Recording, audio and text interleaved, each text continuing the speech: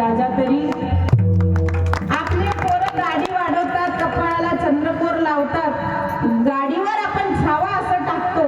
पण मला सांगा, खरंच सांगा इमानदारीने, दाढी वाढवल्याने महाराज होता येतं का चंद्रकोर लावल्याने होता येतं? महाराज होण्यासाठी अंगामध्ये महाराजांचं रक्त उतरावं लागतं. कोणत्या स्वरूपाचं? इतिहास रूपी रक्त तुमच्या अंगामध्ये ज्या ज्या वेळेला सळसळ सळसळ करेल त्या वेळेला तुमचे, बरोबर ना? मी काही चुकीचं सांगते?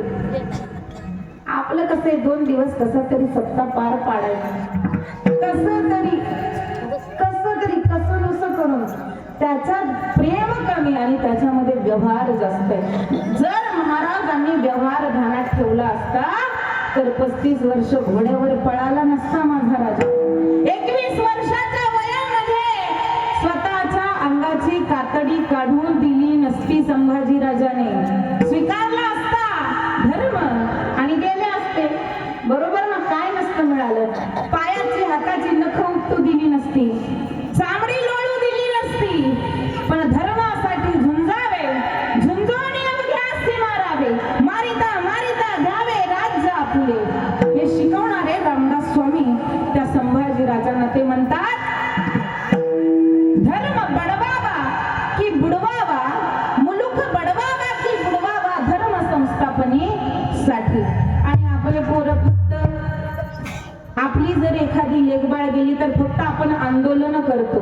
मला असं वाटतं सध्याची अशी वेळ आहे, आपण आपल्या मुलींना जीन्स घालू, है की नाही? शिकव, घालतात ना. जर मुलीने जीन्स घातली नाही तर पोरांना पण पोरी आवडत. ही परिस्थिती आहे बाबा, खरोखर आहे. सिंपल मुलगी मुलांना आवडत, ती जराशी सुंदर पाहिजे, जरा देखणी पाहिजे, ती जरा मॉडर्न पाहिजे, आई बापांना मसनात घालणारी पाहिजे, नाही काय? बरोबर ना? मग अशी जर असेल तर त्यांना ती मुली टिकली किंवा कुंकू कपाळाला लावत नाही. कारण आम्ही जर मोठं कुंकू किंवा टिकली लावली तर आम्ही वयाने काय दिसू? मोठ्या दिसू, म्हणून आम्ही लावत नाहीये. मग मला ठीक आहे, नका लावू, आपली आपली मर्जी, है की नाही? आता स्वतंत्रता आहे भारतामध्ये ना, त्यातल्या